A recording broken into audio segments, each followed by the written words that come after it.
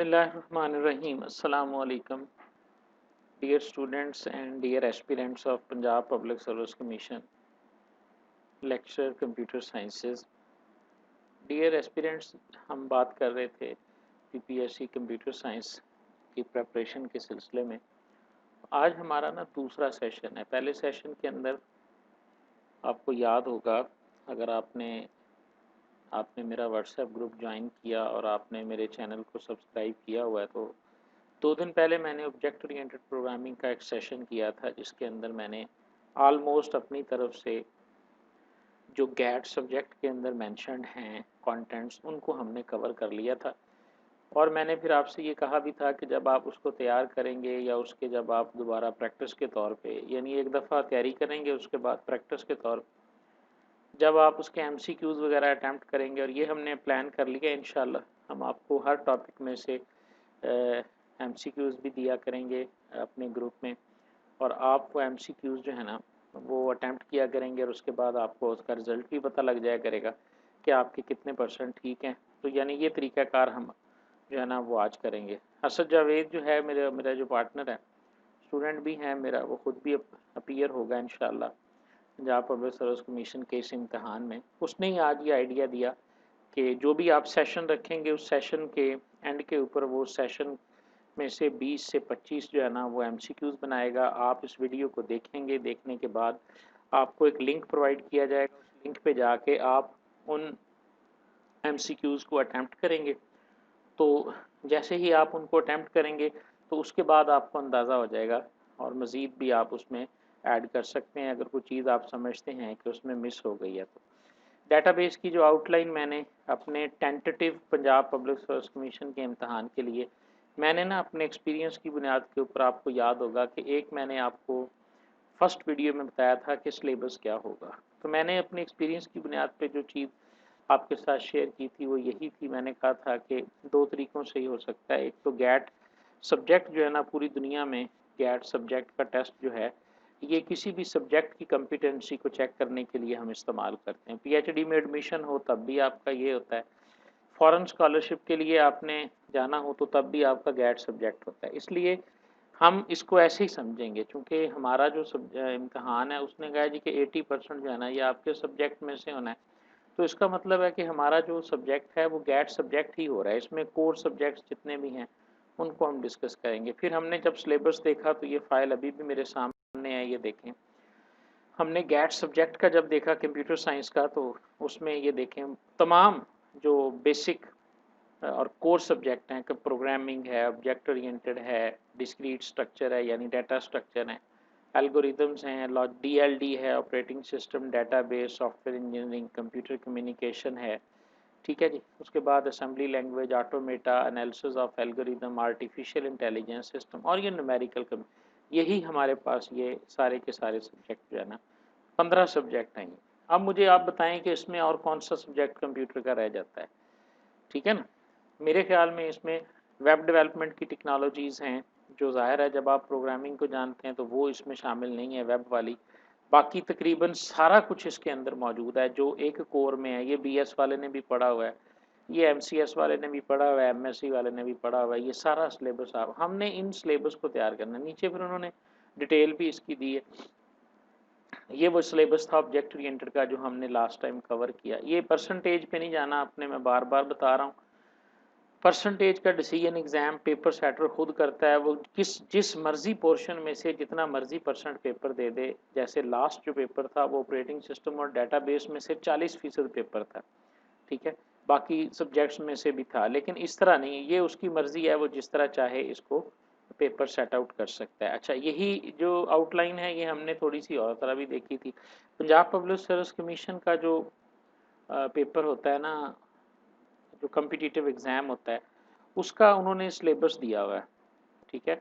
ये वो सारी बातें हैं जो मैं ऑलरेडी आपसे कर चुका हूँ। ये सिर्फ़ ऐसे स्टूडेंट्स के लिए मैं रिपीट कर रहा हूँ जो बार-बार एक ही बात पूछे जा रहे हैं, सर कहाँ से तैयारी करें, सर कौन-सा सिलेबस होगा, सर क्या यही आउटलाइन है। भाई ये हमने खुद से अज़्यूम किया है, हम गेस कर रहे हैं। पेपर जब इस तरह का पेपर होता है तो आपने अंदाज़ा ही लगाना होता है कि ये होगा।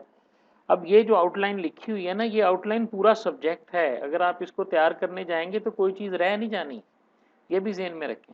ये 8 पेज की डॉक्यूमेंट है जिसके अंदर जो है ना वो सिलेबस इसने दिया हुआ है 200 नंबर का पेपर जो पंजाब पब्लिक सर्विस कमीशन। अब इसके अंदर अगर हम सब्जेक्ट्स देखें, इन्होंने कंप्यूटिंग दिया है, उसके बाद प्रॉब्लम सॉल्विंग, ये प्रोग्रामिंग है। देखें जी, कंप्यूटर कम्युनिकेशन एंड नेटवर्क है, डीएलडी एंड आर्किटेक्चर है, डाटा स्ट्रक्चर एंड एल्गोरिदम है, ऑपरेटिंग सिस्टम है, ठीक है।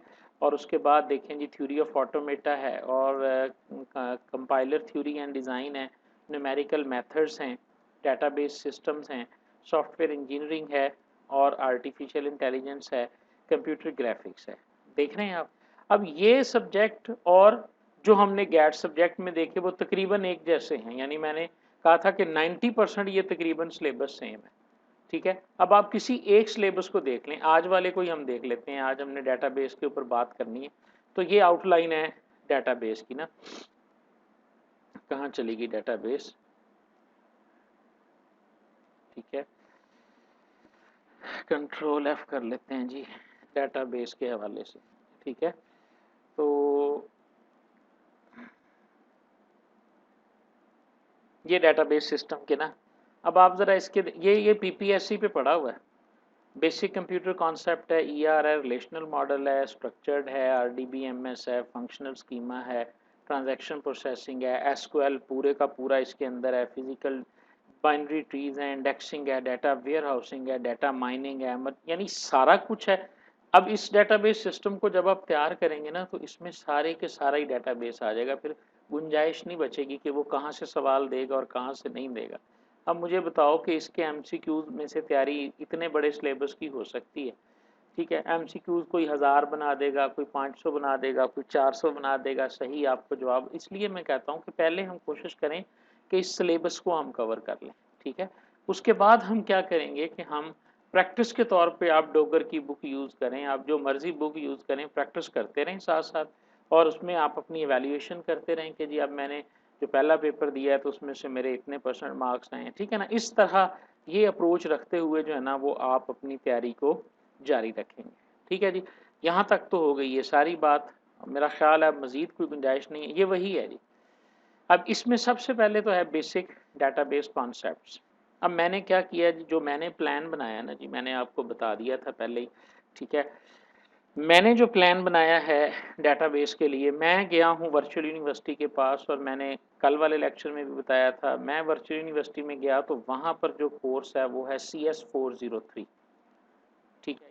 ये CS403 की आउटलाइन है, ये मुकम्मल हैंडआउट्स हैं, जितना सिलेबस हमारा है वो सारा इसके अंदर मौजूद है, लेकिन प्रॉब्लम यह है कि इसके पेज 324 हैं। अब आप लोग ये कहेंगे जी इतना बड़ा सिलेबस हम कवर कैसे करें, तो मैंने जो प्लान किया है इंशाल्लाह हम CS403 को जो है ना वो 3 सेशंस के अंदर जो है ना वो डिस्कस करेंगे, या 2 सेशन तो कम से कम इसके मुकम्मल हम करेंगे, ठीक है। तो मैंने ये सोचा कि मैं ये सारे जो हैंडआउट्स हैं ना वर्चुअल यूनिवर्सिटी के, इनसे जो है ना वो आज का सेशन कंडक्ट करूँगा, और इसमें मैंने हाईलाइट कर दिया है फर्स्ट 100 पेजेस को हम लोग डिस्कस करेंगे आज। और ये जो फाइल होगी आपके साथ हाइलाइटेड वाली, ये मैं आपके साथ शेयर कर दूंगा, ठीक है। अपनी वेबसाइट के ऊपर आप वहाँ से ये डाउनलोड कर लीजिएगा, और आप इसको रिपीट कर लीजिएगा, या जैसे भी आपकी मर्ज़ी होगी आप इसको देख लीजिएगा, ठीक है जी। ये मेरे जहन में था, चूँकि जितनी आउटलाइन मैंने पढ़ी है वो सारी इन इस आउटलाइन के अंदर जो है ना वो मौजूद है। तो ठीक है, तो स्टार्ट करते हैं जी, बिस्मिल्लाह करते हैं, कुछ ज़्यादा ही लंबी तमहीद हो गई है, ठीक है जी। तो हमारा सबसे पहला है जी इसके कॉन्सेप्ट्स के ऊपर हम बात करेंगे। तो कॉन्सेप्ट्स के लिए डेटाबेस सिस्टम, ये देखें, अब ये कौन सी बुक है जी, रिकार्डो की जो बुक है ना उसमें से ये सारे हैंडआउट्स जो है ना वो लिखे गए हैं। अगर आप इसको देखो ना पीपीएससी की वेबसाइट के ऊपर जो दिया हुआ है, इसके अंदर भी कहीं ना कहीं ये बुक ज़रूर मेंशन होगी, ठीक है। ये एडिसन की बुक है, और ये हमारे पास है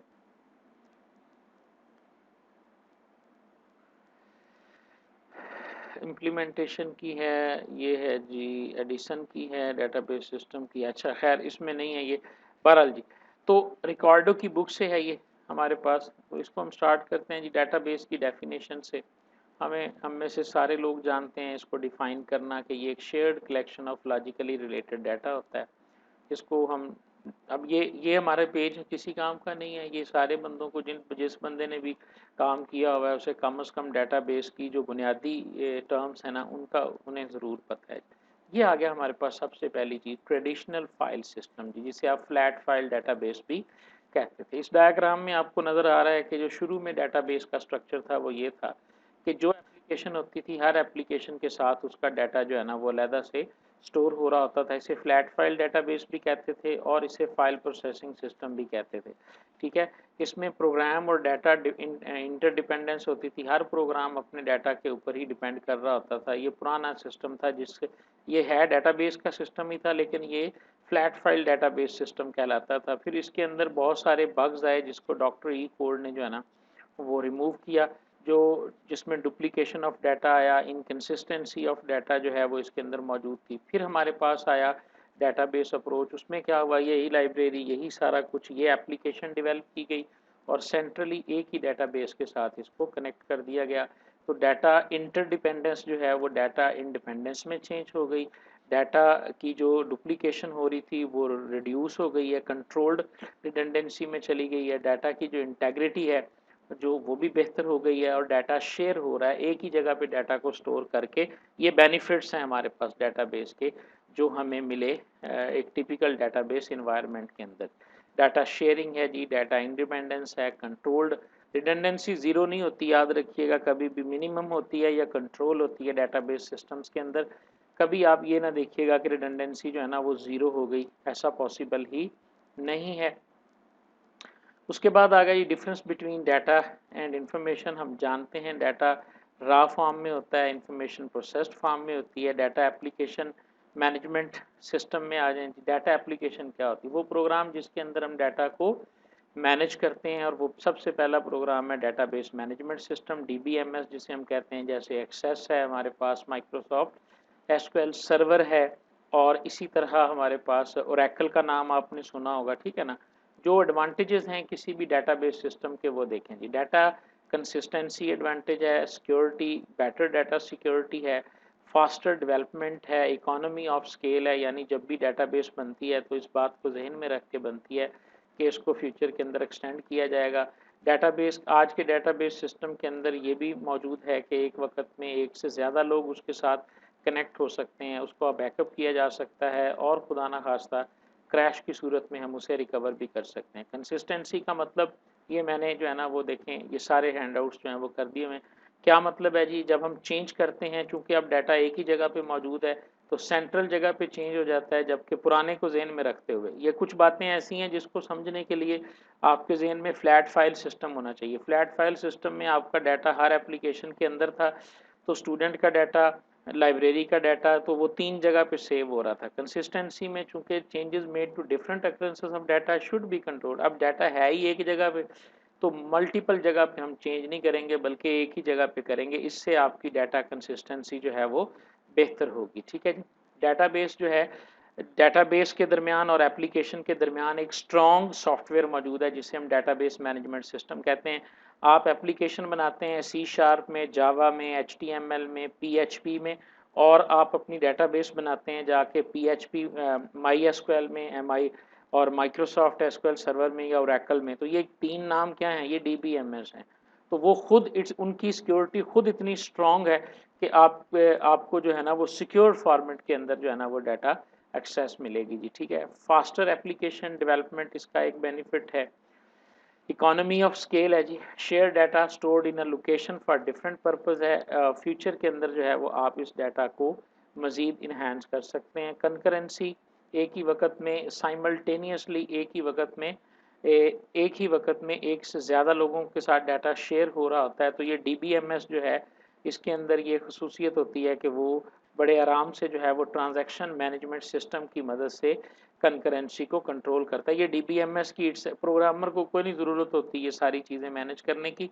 प्रोग्रामर सिंपली कोड लिखता है और ये सारी चीज़ें डीबीएमएस खुद से हैंडल कर रहा होता है। ठीक है जी। रिकवरी की फैसिलिटी और बैकअप की फैसिलिटी भी मौजूद है। ये कुछ बेनिफिट्स हैं हमारे पास। अगर हम बात करें इसके नुकसानात की तो इसमें हाई कॉस्ट है डेफिनेटली, जब आप डेटाबेस सिस्टम की तरफ जाएंगे तो आपको कॉस्ट तो पे करनी पड़ेगी। इसी तरह कन्वर्जन कॉस्ट है, आप एक नॉर्मल सिस्टम से कन्वर्ट होकर डेटाबेस सिस्टम में जा रहे हैं तो आपको हार्डवेयर ख़रीदना पड़ेगा और इस तरह की बहुत सारी कन्वर्जन कास्ट आपको पे करनी पड़ेगी। ठीक है, जितना भी आसान कर लें आप डाटा की रिकवरी को, still process of recovering from A crash database is very much technical. ठीक है जी, अगर तो आप बैकअप कर रहे हैं, बैकअप करके रिकवरी कर रहे हैं, फिर तो ये ईजियर है। लेकिन खुदा ना खास्ता अगर आपकी डेटाबेस क्रैश कर गई है तो फिर उसमें से डाटा को रिकवर करना आज भी मुश्किल है हमारे पास। ठीक है, अगर डाटा के इम्पोर्टेंस की बात करें तो डाटा जो है वो एज आ रिसोर्स डील होता है आजकल। लोग कहते हैं कि जिस तरह मशीनरी, इक्विपमेंट, व्हीकल, स्टाफ सारा कुछ आपका जो है वो एक सोर्स है, तो बिल्कुल डाटा भी आपका उसी तरह का एक सोर्स होना चाहिए। ये बहुत अहम क्वेश्चन है जी, लेवल ऑफ डाटा कितने हैं जी? 3 लेवल ऑफ डाटा हैं जी। नंबर 1 है रियल वर्ल्ड डाटा, जितनी भी रियल वर्ल्ड एंटिटी है जिसका नाम दिया जा सकता है, बुक है, स्कूल है, लाइब्रेरी है, ठीक है, स्टूडेंट सिस्टम के अंदर स्टूडेंट है, टीचर है, ये सारी चीज़ जो है ये रियल वर्ल्ड है। और इसके बारे में हम क्या डाटा स्टोर करते हैं? All the characteristics of a student would be known as real world data. ठीक है, जितने भी एट्रीब्यूट्स या करेक्टरिस्टिक्स स्पेसिफाई करते हैं किसी भी एक रियल वर्ल्ड एंटिटी को, उसे हम रियल वर्ल्ड डाटा कहते हैं। अच्छा, उसके बाद जो दूसरी चीज़ है वो है मेटा डाटा। जो भी डाटा आप इकट्ठा करेंगे उस डाटा के बारे में भी डाटा होता है। मसलन इस टेबल में कितने कॉलम है, इस टेबल की प्राइमरी की क्या है, इस टेबल के अंदर नंबर ऑफ रिकॉर्ड्स कितने हैं, इस टेबल के अंदर फॉरेन की मौजूद है कि नहीं मौजूद। ये क्या चीज़ें हैं? ये उसी एक टेबल के बारे में डाटा है जिस टेबल में आपने डाटा को सेव किया है। तो डाटा अबाउट डाटा या about the schema of real world data, आपने जो रियल वर्ल्ड डाटा स्टूडेंट को स्टोर करने के लिए आपने एक टेबल बनाया, उस टेबल के अंदर ये देखें आपके पास जब कभी टेबल बनाने की समरी आती है तो इस तरह का डाटा आता है कि जी एट्रीब्यूट का नाम नेम रखें, उसकी डाटा टाइप आप करेक्टर रखें और उसका साइज 25 होना चाहिए, फिर एज रखें, डाटा टाइप उसकी डेट होनी चाहिए। ये क्या है?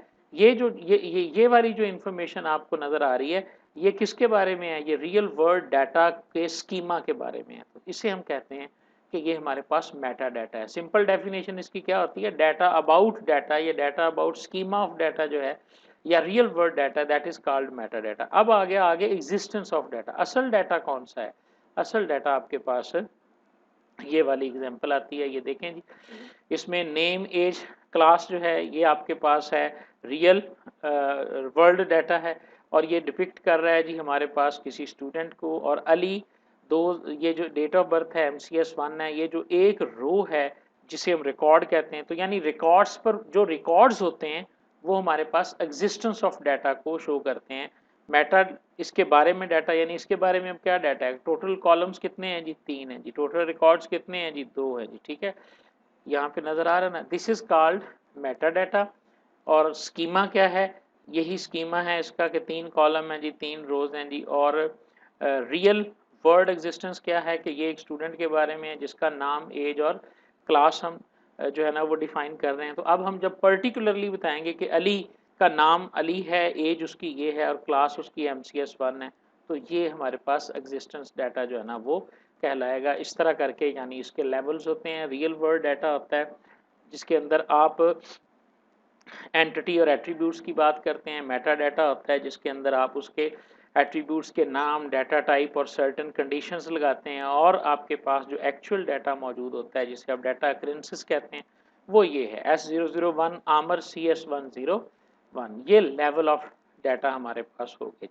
डेटाबेस सिस्टम के यूजर्स कितने किस्म के होते हैं जी? एक तो हमारे पास एप्लीकेशन प्रोग्रामर होता है जिसने उस डेटाबेस का एप्लीकेशन प्रोग्राम लिखना है, जिसे आप फ्रंट एंड डेवलपर भी कह सकते हैं। ठीक है जी।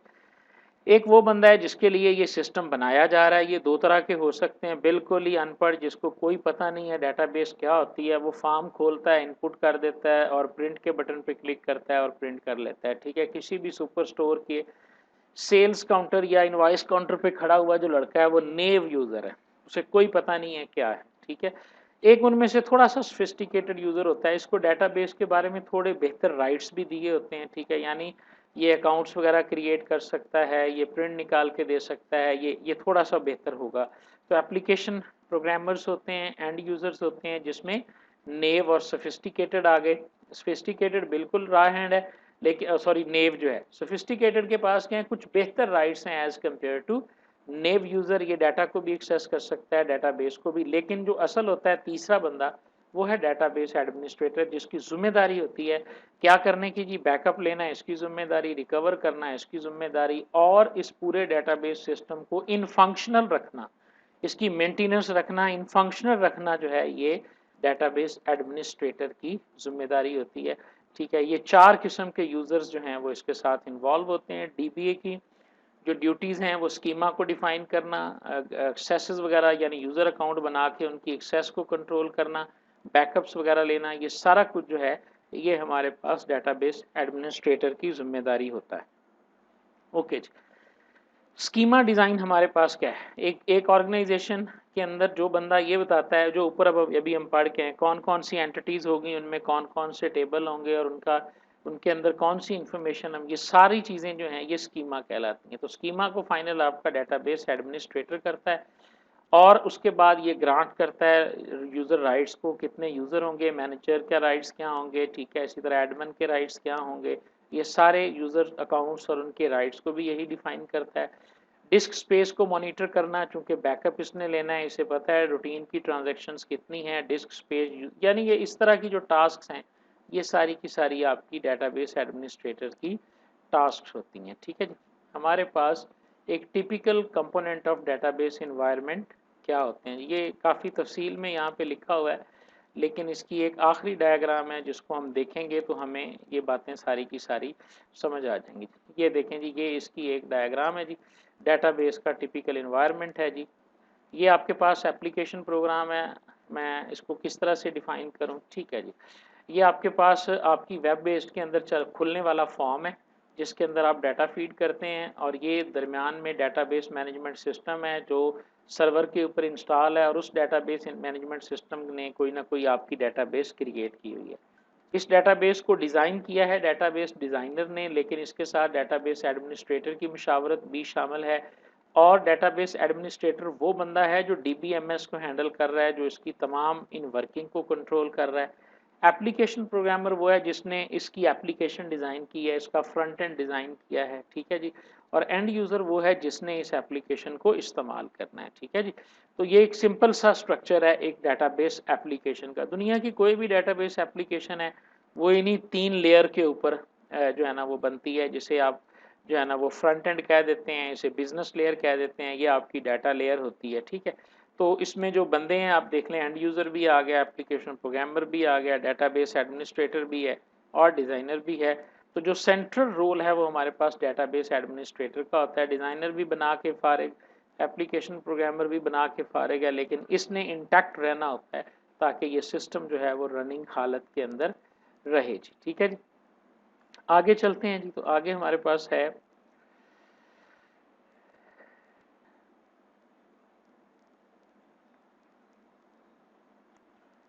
ठीक है जी, डाटाबेस का जो आर्किटेक्चर है, ठीक है, इसमें ना जी थोड़ा सा ये एक टेक्निकल टॉपिक है, इसमें मैं सिर्फ आर्किटेक्चर को डिस्कस करूंगा, इसकी तफसील आपने ना अपने ताई खुद इसको पढ़ना है क्योंकि काफ़ी डिटेल में है ये। डाटाबेस का जो आर्किटेक्चर है, 3 लेयर का आर्किटेक्चर होता है जी डाटाबेस का, 3 लेयर। ये सिर्फ डाटाबेस की बात हो रही है, ये पूरी एप्लीकेशन की बात नहीं हो रही जी, ये जहन में रखना। डाटाबेस का इटसेल्फ जो आर्किटेक्चर है वो 3 लेयर है। वो तो हम एप्लीकेशन और डीबीएमएस और वो कर रहे थे, डीबीएमएस के अंदर क्या हो रहा है, डीबीएमएस के अंदर जो है नंबर 1 है जी इसका एक्सटर्नल व्यू है, कॉन्सेप्चुअल लेवल है, इंटरनल लेवल है, और उसके बाद आपके पास जो है ना वो फिजिकल डाटा लेवल है।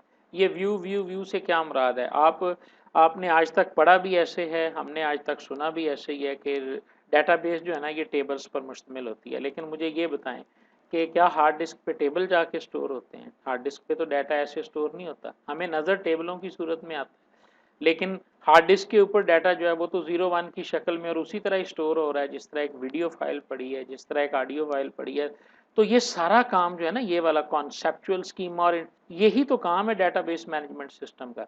ओरेकल क्या कर रहा है, ओरेकल देखें हमें दिखा रहा है टेबलों की सूरत में, लेकिन स्टोर कर रहा है वो वहाँ पे। हमें लगता है जी ये टेबल है, ये प्राइमरी की है, ये इंडेक्सिंग हो रही है, ठीक है, जो इसका कॉन्सेप्चुअल स्कीमा है, जो इसका एक्सटर्नल व्यू है, लेकिन इन हकीकत में तो वो उसी तरह की एक फ़ाइल है जिस तरह एक टेक्स्ट फाइल, एक इमेज फाइल जाके हार्ड डिस्क पे 0-1 की सूरत में स्टोर होती है, लेकिन वहाँ पर इस सारे चीज़ को जो यहाँ पे 0-1 की सूरत, यहाँ एक बड़ी ज़बरदस्त डायग्राम इसके अंदर ना बनाई गई है।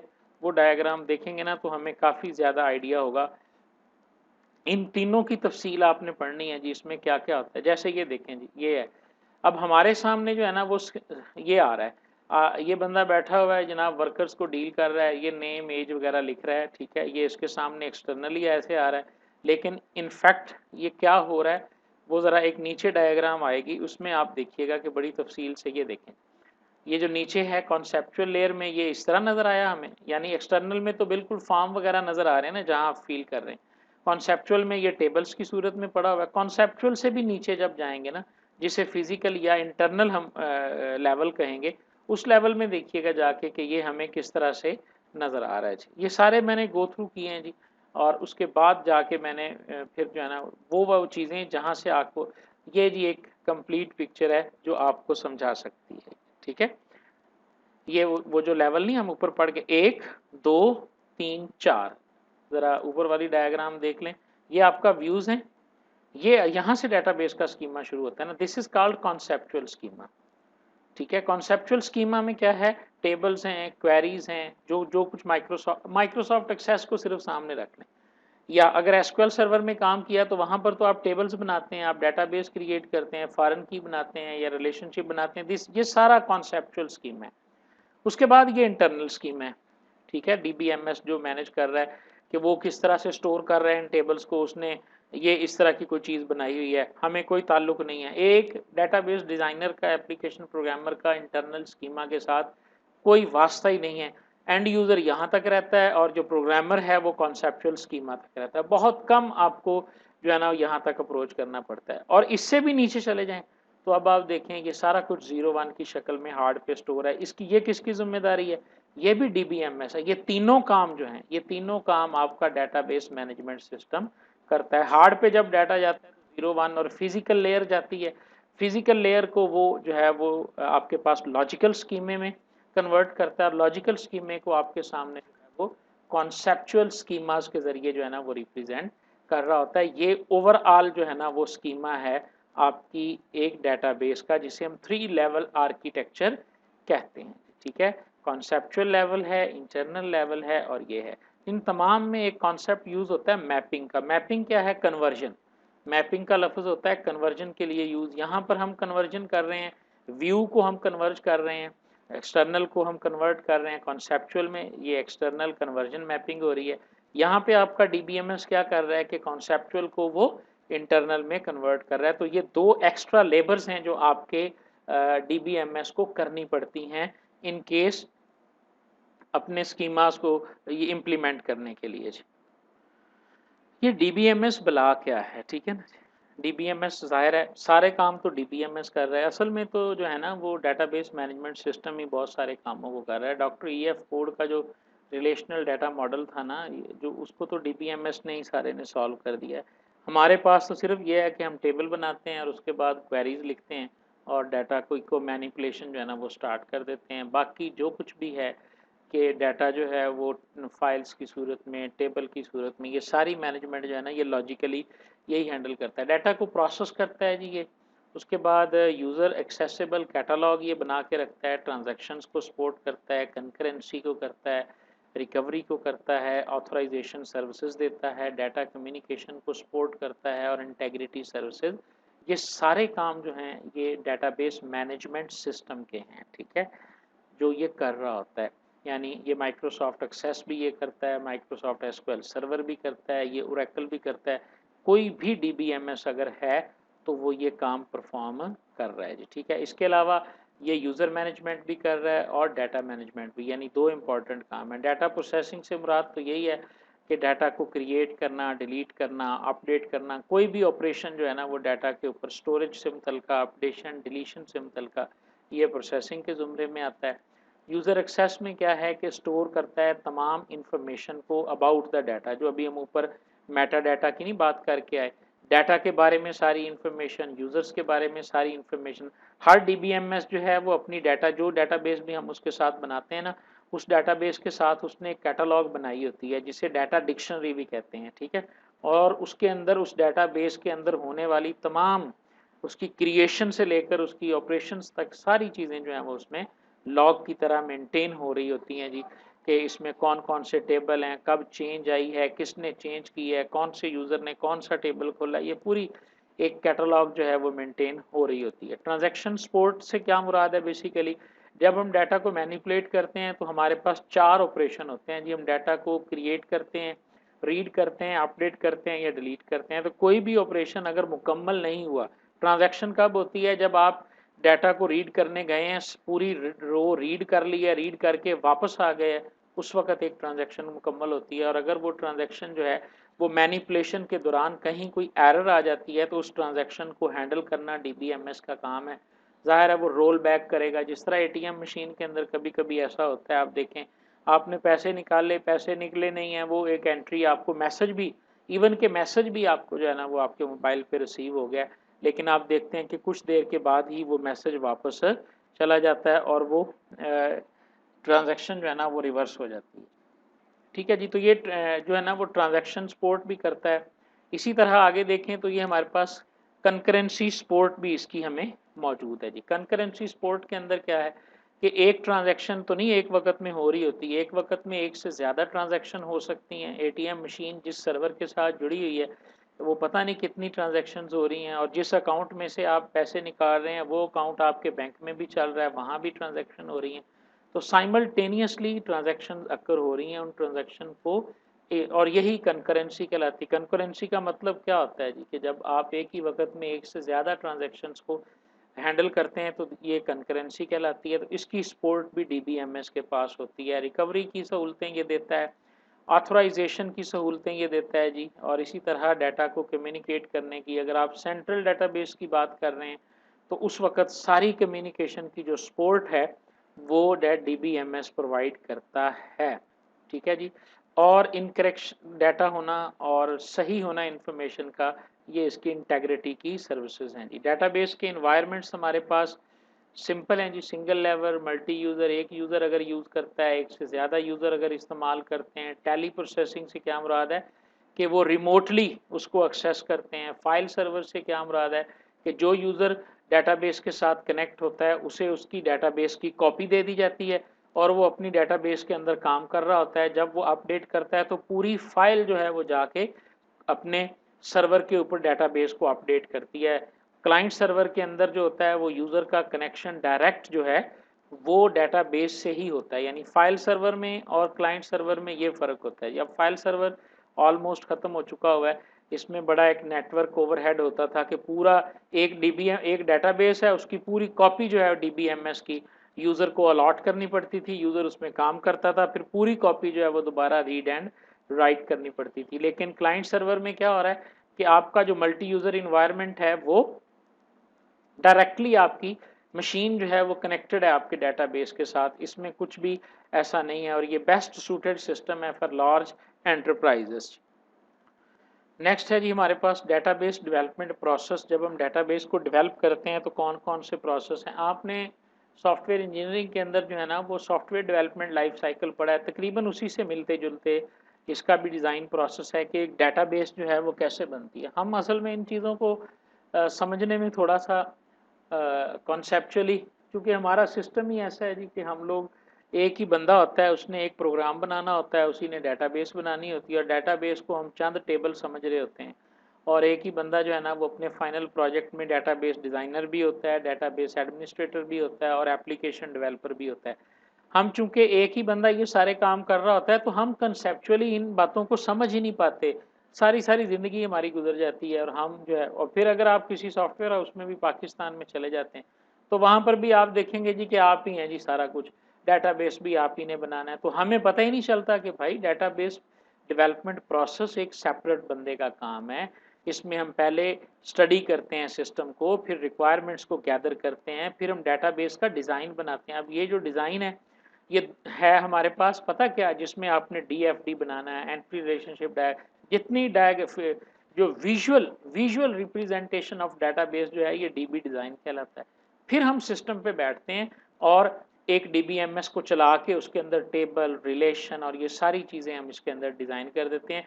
ये हमारे पास जो है ना वो इसका फिजिकल डिज़ाइन में आ जाता है। फिर हम उसको इम्प्लीमेंट करते हैं, इनकॉर्पोरेट करते हैं दूसरे सिस्टम्स के साथ और फिर देखते हैं कि इसके अंदर कोई भी अगर अपडेशन आ रही है, चूँकि डेटाबेस अलहदा लेयर है, एप्लीकेशन अलहदा लेयर है, दोनों ने आपस में कोऑर्डिनेट करना है, तो ये पूरा सिस्टम बनना है।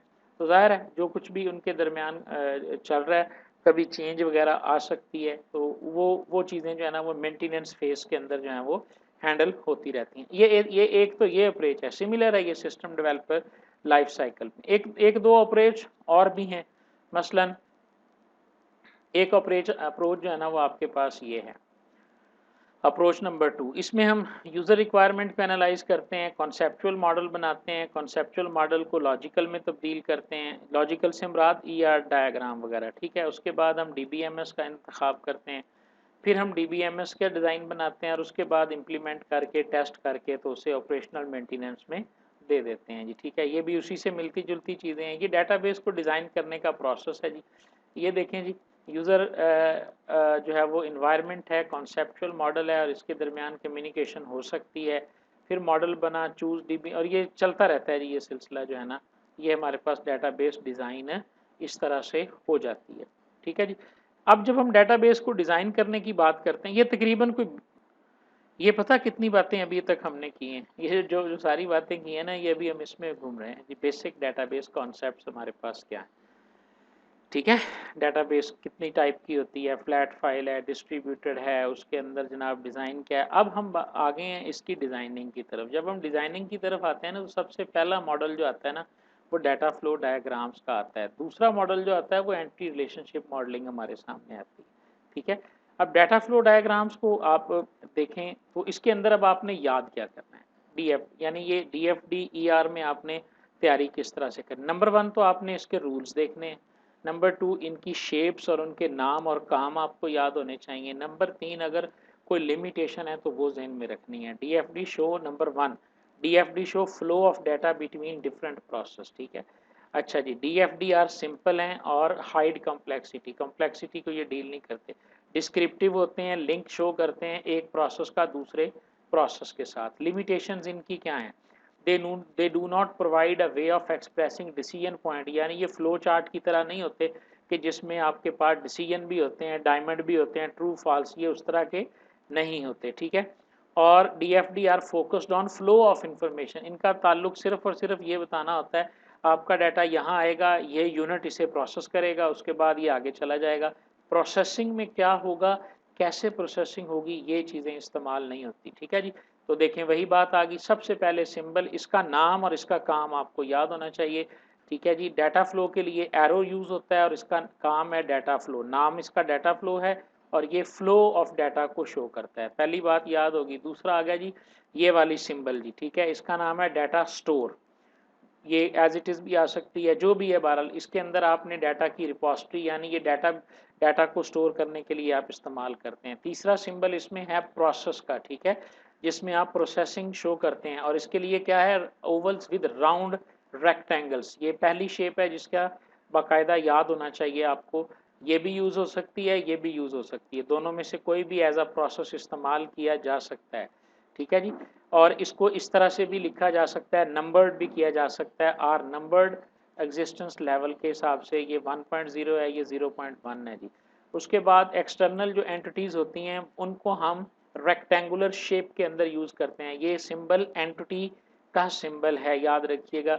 स्टूडेंट इसमें लिखा जाएगा, टीचर इसमें लिखा जाएगा, एम्प्लॉय इसमें लिखा जाएगा, ये आपके पास एंटिटीज़ हैं आपके सिस्टम्स की। उसके बाद आगे collectors, DFD shape is used to express several data flow connections terminating a single location जी, ठीक है। ये थोड़ी सी टेक्निकल है जी, इसको आपने देख लेना है। ये कलेक्टर की है, इसमें 3 किस्म से डाटा आ रहा है और सिंगल पॉइंट पे निकल रहा है, collector with multiple data flow. और ये दूसरा कनेक्टर है कि जो सिंगल सेपरेटर कर रहा है जी मल्टीपल डाटा फ्लो को, ये सिंबल भी आपने इसके अंदर याद रखने। DFD के हमारे पास इसका नाम सेपरेटर है और इसका नाम कलेक्टर है, यानी कितने सिंबल हो गए, ये डाटा फ्लो हो गया, एंटिटी हो गया, प्रोसेस हो गया, ये आपने किसी जगह पे अपने नोट कर लेने हैं जी। इन सिंबल के नाम और काम आपको याद होने चाहिए, ठीक है। इसी तरह रिंग सम ऑपरेटर भी डीएफडी के अंदर यूज होता है जी। ये आपने कभी सुने भी नहीं होंगे, ये मैं आपको बता दूं। हालांकि हमने पढ़े हैं, हम लोग पढ़ पढ़ा के पास होके आए हैं, लेकिन वो 4-5 ऑपरेटर ही हमें बताए, 4-5 ही सिंबल हमें बताए जाते हैं। तो अब ये डिटेल है, इसलिए मैं कहता हूँ कि हम किसी बुक में आपको इनके नाम नहीं नजर आने। ये जो है ना रिंग सम के, कनेक्टर के या इसके बहुत कम है, और ना कोई इस तरह का आपको ये नजर आएगा। ठीक है जी। उसके बाद एंड ऑपरेटर भी इसके अंदर मौजूद होता है, उसकी सिंबल भी है, और ये आपके पास आ गया जी। ठीक है। डीएफडी की टाइप्स 3 होती हैं। कॉन्टेक्स्ट होता है बिल्कुल, और उसके बाद लेवल 0 होता है, डिटेल होता है। कॉन्टेक्स्ट डायग्राम क्या है? which provide at least amount of detail about working of a system। ठीक है। have the following properties, always consist of single process and describe single system। यानी आप एक सिस्टम को दरमियान में रख देते हैं, ये परचेज सिस्टम है। ठीक है। और उसके इर्द गिर्द जो है वो आप दूसरे सिस्टम लगा के उनको इस तरह मेंशन कर देते हैं। ये यानी जब आप अपने सिस्टम, पूरे सिस्टम को सेंटर में रख के एक डायग्राम से शो करते हैं, तो ये आपकी कॉन्टेक्स्ट डायग्राम है। जब आप इनको, इसकी बात करते हैं लेवल 0 की। ठीक है। जब आप लेवल 0 में आ गए तो अब क्या कर रहे हैं आप? अब आप उसकी एंटिटीज के साथ जो है ना, ये देखें जिसमें भी आपने एडमिशन सिस्टम को सेंटर में रखा है, ये भी आपका कॉन्टेक्स्ट लेवल डीएफडी है। लेवल 1 में आ जाएं आप। लेवल 1 में आपने क्रिएट करना है, डिस्टिंक्ट मॉड्यूल्स हैं आपके पास, ये डायग्राम आपको शो करेगा लेवल 1 का जी। ठीक है जी। उसके बाद आगे हमारे पास डाटा मॉडल्स, वो हमारे पास थे। डाटा डीएफडी जो था वो सिस्टम को मॉडल करने का जरिया था। अब हमने डाटा को मॉडल करना है, जो हम डाटा बेसिस के अंदर स्टोर करने आ रहे हैं। तो सबसे पहला मॉडल जो है वो ईआर मॉडल है हमारे पास, और ये हमारे जिस आउटलाइन को हम फॉलो करने की कोशिश कर रहे हैं उसके अंदर हमारा ये दूसरा टॉपिक है। ठीक है। ईआर मॉडल के लिए भी अगर आप देखें तो आपके पास इसके अंदर वो सारी सिंबल्स का आपको पता होना चाहिए कि ईआर मॉडल हमारे पास क्या होता है जी, और उसकी सिंबल्स हमारे पास क्या हैं। अगर आप इसको गूगल करें तो मैंने यहाँ पे कहीं खोला था ईआर मॉडल को ना, मुझे जहाँ तक याद है यहाँ पे मैंने शायद किसी जगह ईआर मॉडल को खोला था। ये ये रिलेशनल था, ये रिलेशनल अलजेब्रा था, डेटा इंडिपेंडेंस था। किधर गया? मैंने यहाँ पे किसी जगह खोला था जी। तो सिमेंटिक मॉडल्स में ये सारे आपको थोड़ा सा आइडिया इनका होना चाहिए जी। ऑब्जेक्ट ओरिएंटेड डाटा मॉडल ये मॉडर्न अप्रोच है। इसी तरह रिकॉर्ड बेस्ड हैं, ये रिलेशनल डाटा मॉडल भी कहलाता है जी। ठीक है। और जो डाटा मॉडल्स हैं ये हायरार्किकल हो सकते हैं, नेटवर्क बेस्ड या रिलेशनल हो सकते हैं। ये भी रिलेशनल डाटा मॉडल भी आपको सारा का सारा आना चाहिए जी। ये तो सिंपल है, रिलेशनल डाटा मॉडल मुश्किल नहीं है, और ये हमारी आउटलाइन का हिस्सा भी है। ये देखें आगे हमारे पास आएगा, मेरा ख्याल है ये देखें रिलेशनल डाटा मॉडल यहाँ तक, और उसके बाद रिलेशनल अलजेब्रा। ये दो बड़े टॉपिक्स हैं जो हम इसके अंदर कवर करेंगे जी। ठीक है। रिलेशनल डाटा मॉडल की मैं आपको थोड़ा सा आइडिया दिखाता हूँ। रिलेशनल डाटा मॉडल ये मैंने खोला हुआ था, relational data model and relational algebra, ये इकट्ठा जो है ना, वो मैंने कहा था ना कि जहाँ से मर्जी पढ़ लें, जो लिखेंगे आपके सामने। ये मैंने रिलेशनल मॉडल खोला, ये बिल्कुल आसान है। ये आप में से सबको आता है, यानी ये सबसे आसान टॉपिक आपका ये है। ठीक है।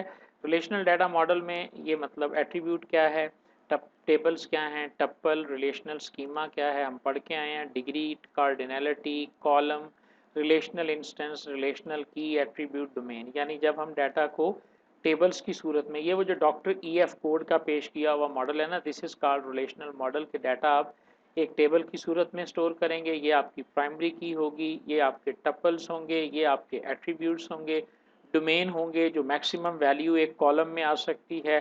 ठीक है। कॉलम्स कह सकते हैं, एट्रीब्यूट्स कह सकते हैं, फील्ड्स कह सकते हैं। ठीक है।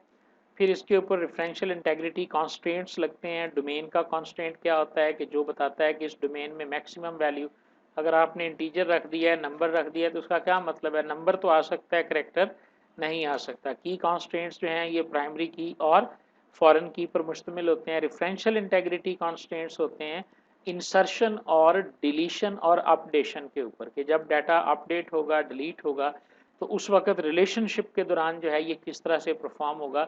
ये रेफरेंशियल इंटेग्रिटी के कॉन्स्ट्रेंट्स होते हैं। ठीक है। इनको हम तफसील में देखेंगे उसी तरतीब के साथ, लेकिन मैं जस्ट एक व्यू बता रहा हूँ आपको कि ये आपके पास रिलेशनल डाटा मॉडल है। ठीक है। इसी तरह ये एक डॉक्यूमेंट है, यहाँ पे मैंने खोली थी, मेरा ख्याल है हाँ ये वाली, इसके अंदर उसने हायरार्किकल मॉडल के बारे में भी बताया, ठीक है। और इसी तरह इसके अंदर उसने नेटवर्क मॉडल के बारे में भी बताया है, और उसके बाद उसने रिलेशनल मॉडल के बारे में भी बताया है, जो डॉक्टर एजर कोड का पेश करता था, जिसमें हमारे पास ये वाली सारी ऑप्शन थी, जिसकी बुनियाद के ऊपर रिलेशनल डाटाबेस जो है वो मार्ज वजूद में आया था, जिसके हम कहते हैं जी, ठीक है। बहरहाल जी, उसके बाद अगर हम बात करें डेटाबेस के डिज़ाइन की, ये हम पढ़ आए हैं, कॉन्सेप्चुअल डिज़ाइन है, ठीक है, लॉजिकल डिज़ाइन है, जो 3 लेयर आर्किटेक्चर नहीं हम पढ़ के आए, ये बेसिकली वो है हमारे पास। कॉन्सेप्चुअल डिज़ाइन के लिए हम ईआर मॉडल को यूज़ करते हैं, और इसी तरह हम ईआर मॉडल की तरफ मेरा ख्याल है बढ़ रहे हैं।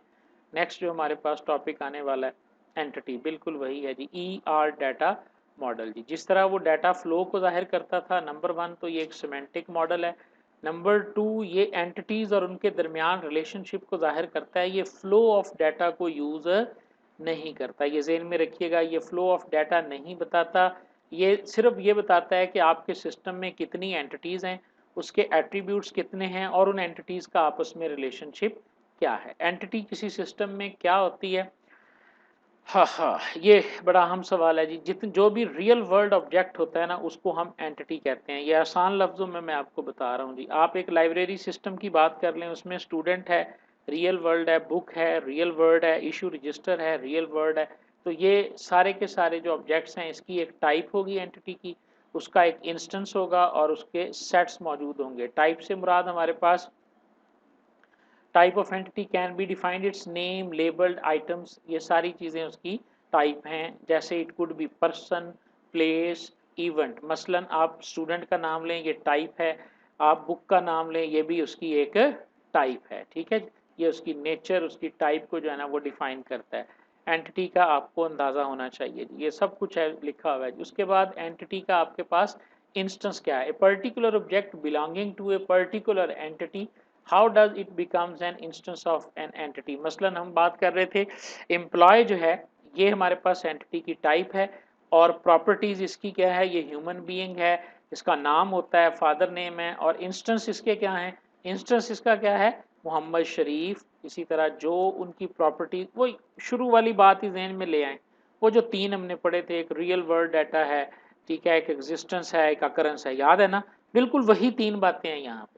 जो रियल वर्ल्ड है वो एंटिटी है, ठीक है, और जो मेटा डाटा था वो प्रॉपर्टीज हैं, और जो अकरेंस है वो आपकी इंस्टेंस है। वो जो शुरू में हमने बात की थी वही चीज़ है सारी। इंस्टेंस आपके पास, एक टेबल की मिसाल ले लें आप, एक टेबल के अंदर स्टूडेंट जो है ये टेबल का नाम है, और जितने भी एट्रीब्यूट्स हैं ये प्रॉपर्टीज हैं, और उसके नीचे जितने भी आपके रिकॉर्ड्स हैं ये उस एंटिटी की इंस्टेंस हैं जी, ठीक है।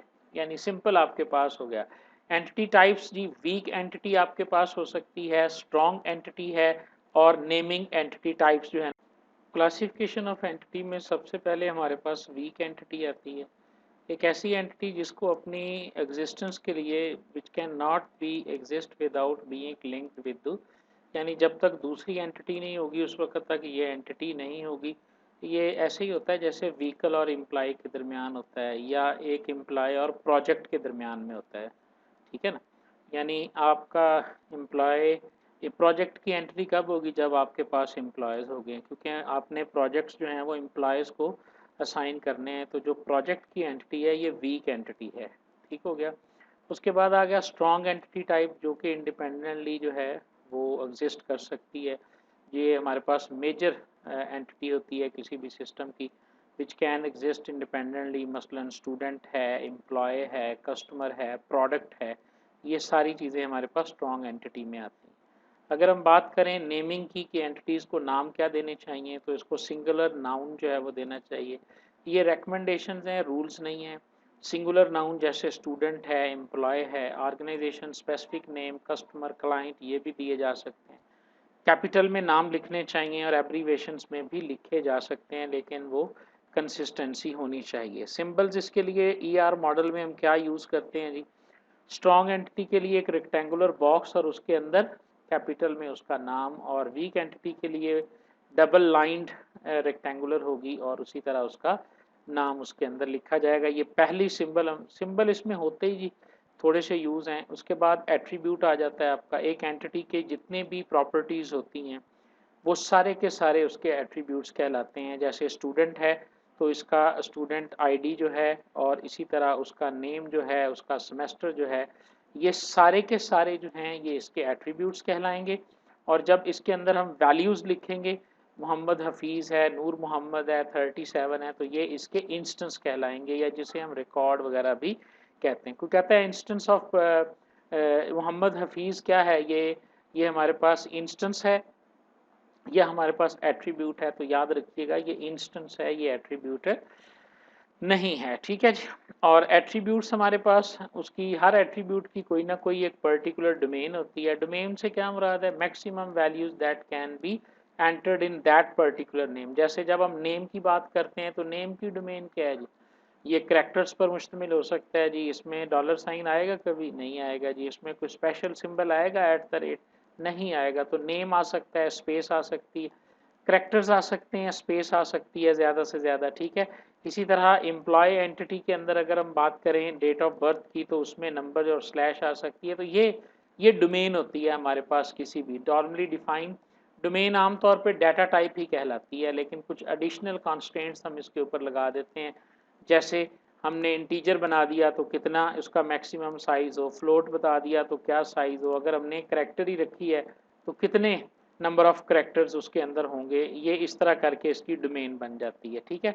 एट्रीब्यूट का सिंबल क्या है, ये आपने एंटिटी लिखनी है और इसके साथ लाइन लगा के इस तरह ओवल आपने ड्रॉ करना है। इस ओवल के अंदर आपने जो नाम लिखना है ये एट्रीब्यूट कहलाएगा। मसलन हमारे पास एट्रीब्यूट्स जो हैं वो सिंगल हो सकते हैं, कंपोजिट हो सकते हैं, single valued, multi valued, stored और डिराइव्ड हो सकते हैं। ठीक है। सिंगल और कंपोजिट हमारे पास क्या है, अगर एट्रीब्यूट सिंगल है और एक ही उसका नाम है, जैसे हमारे पास डेट ऑफ बर्थ जो है ना, ये कंपोजिट है, इसमें मंथ भी होता है, इसमें हमारे पास जो है वो, लेकिन स्टूडेंट नेम जो है ये हमारे पास सिंगल है। तो इस तरह कुछ ना कुछ, अगर एड्रेस की बात करें तो ये भी मल्टी वैल्यूड होता है, क्योंकि इसके अंदर हाउस नंबर भी होता है, स्ट्रीट भी होती है, एरिया कोड भी होता है। तो ये मल्टी कंपोजिट हमारे पास जो है वो एट्रीब्यूट कहलाता है। सिंगल वैल्यूड वो होता है जिसमें एक ही वैल्यू आती है, सिंगल वैल्यू उसकी होती है। मल्टी वैल्यूड हमारे पास वो होते हैं जिनकी जो है वो मल्टीपल वैल्यूज़ होती हैं। मसलन हॉबीज़ का आपने अगर फील्ड बनाया हुआ है तो हॉबीज़ के फील्ड के अंदर ज़ाहिर है एक से ज़्यादा वैल्यूज़ भी आ सकती हैं। तो ऐसे एट्रीब्यूट्स जो हैं ये मल्टी वैल्यूड एट्रीब्यूट्स कहलाते हैं। जो स्टोर्ड और डिराइव्ड का कॉन्सेप्ट है, इससे मुराद ये है ऐसा एट्रीब्यूट जिसमें हम खुद से वैल्यू स्टोर करते हैं। आमतौर पे तकरीबन हर के अंदर हम खुद से स्टोर करते हैं, लेकिन सम टाइम हम ऐसा करते हैं कि एक ऐसा एट्रीब्यूट भी होता है जिसके अंदर जो वैल्यू है ना वो हम कभी टाइप नहीं करते, कोई दूसरी एट्रीब्यूट्स की बुनियाद पे कैलकुलेट होती है और कैलकुलेट होके जाके वहाँ पे स्टोर हो जाती है। ठीक है ना। ये मसलन अगर एम्प्लॉय का हमारे पास for example we may store name, father name, address of the employee, but age जो है ना ये can be computed from the date of birth. तो एज जो है ये हमारे पास एक ड्राइव्ड एट्रीब्यूट है, जबकि डेट ऑफ बर्थ जो है ये हमारे पास एक स्टोर्ड एट्रीब्यूट कहलाएगा। ये सिंबल आगे जी एंटिटी रिलेशनशिप डायग्राम के अंदर सिंगल के लिए सिंगल ओवल होगा, कंपोजिट के लिए जैसे यहाँ पे आप एड्रेस लिख देंगे और आगे स्ट्रीट नंबर, ये उसके कंपोजिट की निशानी होगी। मल्टी वैल्यूड के गिर्द उसी तरह डबल लाइन होगी। जो डिराइव्ड होगा उसके इर्द गिर्द जो है वो आप एक डॉटेड लगाएंगे। ये वो सिंबल्स हैं जो एट्रीब्यूट्स के लिए ER डायग्राम में यूज़ होते हैं। ये एक एग्जांपल है एक मुकम्मल एंटिटी रिलेशनशिप डायग्राम की। तो इसमें से आप अपने आप को चेक कर सकते हैं जी। नंबर 1, अगर मैं आपसे सवाल पूछूं जी एंटिटी का नाम क्या है, तो एम्प्लॉय है। ठीक है जी। उसके बाद पूछता हूं जी कि इसमें जो हमारे पास कंपोजिट एट्रीब्यूट है वो कौन सा है, तो उसका नाम एड्रेस है जी, और इसके अंदर स्ट्रीट और हाउस नंबर है। ठीक है। इसी तरह हमारे पास डिफरेंट एट्रीब्यूट्स जो है ना वो जाहिर कर रहे हैं, तो आप इनको यहाँ से पहचान कर सकते हैं और इनके नाम और इनकी टाइप्स जो हैं वो आपको अंदाज़ा होना चाहिए। नेक्स्ट कॉन्सेप्ट हमारे पास एंटिटी रिलेशनशिप डायग्राम के अंदर आता है की का कॉन्सेप्ट। मेरा नहीं ख्याल कि कोई भी कंप्यूटर ग्रेजुएट ऐसा होता है जिसको ये बेसिक कॉन्सेप्ट्स का नहीं पता होता। कैंडिडेट की, प्राइमरी की, अल्टरनेट की, सेकेंडरी की एंड फॉरेन की जो है, इन तमाम में जो सुपर की है ये थोड़ी सी कंफ्यूजिंग होती है, इसको आप रीड कर लीजिएगा।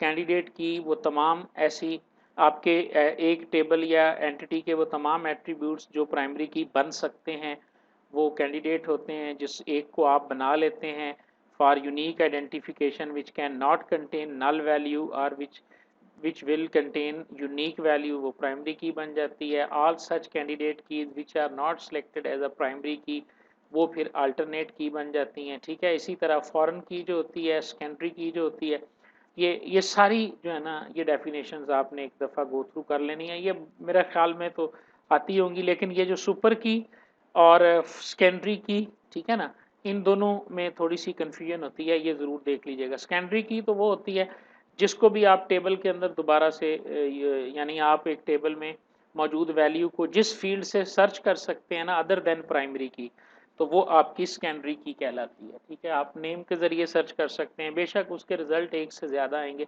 लेकिन ये हमारे पास की जा सकती है एज आ सेकेंडरी की यूज़ हम इसको करते हैं। आगे जी के एंटिटी रिलेशनशिप डायग्राम में हम इसको कैसे मेंशन करते हैं जी, जो आपकी प्राइमरी की होती है ना जी उसको आप अंडरलाइन कर देते हैं, ये आपकी प्राइमरी की है। और हर एंटिटी के अंदर according to doctor E F Codd या रिलेशनल डाटा मॉडल, हर एंटिटी की के अंदर एक हम जो ये जो मॉडल डिस्कस कर रहे हैं ये रिलेशनल ही है ना, एक प्राइमरी की का होना ज़रूरी है। तो एंटिटी रिलेशनशिप डायग्राम के अंदर हम इस तरह से प्राइमरी की को मेंशन करते हैं जी, जो आपको इस वक्त नज़र आ रहा है जी, ठीक है।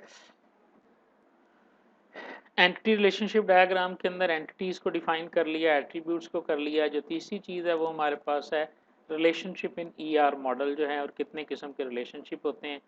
आमतौर पे तो हम ये जानते हैं जी 1 to 1 है, 1 to many है, और मैनी टू मैनी हमारे पास रिलेशनशिप होते हैं। लेकिन यहाँ पर थोड़ी सी डिफरेंट किस्म की तरतीब है और इनको हमें ज़हन में रखना चाहिए। नंबर 1 हमें उसकी टाइप का पता होना चाहिए, नंबर 2 पार्टिसिपेंट्स का पता होना चाहिए, नंबर 3 उसकी कार्डिनैलिटी का पता होना चाहिए, ठीक है। ये सारी चीज़ें जो हैं वो हमें अंदाज़ा होना चाहिए। रिलेशनशिप को नाम देना है जी, हमने नाम देने के लिए आप वर्ब का इस्तेमाल करेंगे, जैसे class have and role relationship with students जी।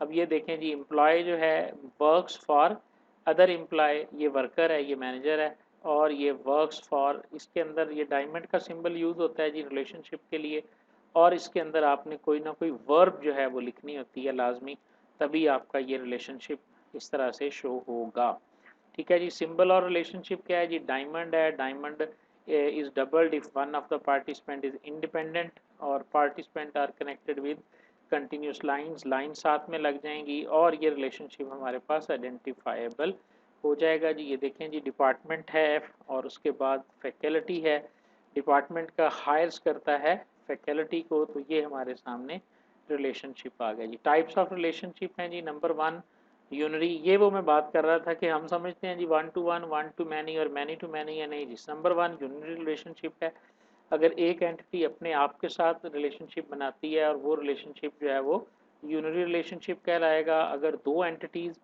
जो हैं वो आपस में रिलेशनशिप बनाती हैं, दो एंटिटीज़ जो हैं, तो इन्हें हम बाइनरी रिलेशनशिप कहेंगे जी, ठीक है। जैसे स्टूडेंट है और ये क्लास है, इसके दरमियान रिलेशनशिप है। टर्नरी रिलेशनशिप ये क्या है जी, कि जब तीन एंटिटीज़ आपस में रिलेशनशिप बना रही हैं तो ये टर्नरी रिलेशनशिप कहलाएगा आपके पास। ये तो होगी इनकी नेचर होगी। एन अरे रिलेशनशिप भी होता है, जब तीन से भी ज़्यादा बढ़ जाएं तो फिर हम इसे एन अरे इंटरनेशनल रिलेशनशिप जो है वो कहते हैं। अगर हम बात करें कि रिलेशनशिप की कार्डिनैलिटी कितनी है, तो फिर वो वाला कॉन्सेप्ट आता है जी कि ऑप्शनल 1 है, मैंडेटरी 1 है, ऑप्शनल मैनी है और मैंडेटरी मैनी है। अब साथ ही सिंबल लिखे हुए हैं जी इसके, जिसे हम 1 to 1 मैपिंग कहते हैं, ठीक है जी। अगर आपकी x और y के दरमियान एग्जैक्टली 1 रिलेशन है, और इसी तरह मैनी टू 1 है जिसको 1 to मैनी भी अक्सर कहा जाता है, ठीक है। फिर 1 to मैनी वही वाला रिवर्स है, और फिर मैनी टू मैनी का रिलेशनशिप जो है वो एग्जिस्ट करता है जी। ये सिंबल हैं जी हमारे पास 1 to मैनी के, इस तरह से भी शो हो सकते हैं, 1 इस तरह लिखा जाता है और मैनी जो है ये देखें आप 3 लाइनें लगी हुई हैं इधर। और अगर आप देखें यहाँ पे तो ये मैनी टू 1 है, मैनी ऑन लेफ्ट आ गया है और 1 जो है वो राइट। अच्छा, फिर इसमें देखें ऑप्शनल के लिए भी सिंबल यूज़ किया गया है और मैंडेटरी के लिए भी सिंबल यूज़ किया गया। ऑप्शनल के लिए ये ओ सा बना हुआ है और मैंडेटरी के लिए ये ओ जो है वो यहाँ से ख़त्म कर दिया गया, इस तरह का सिंबल है।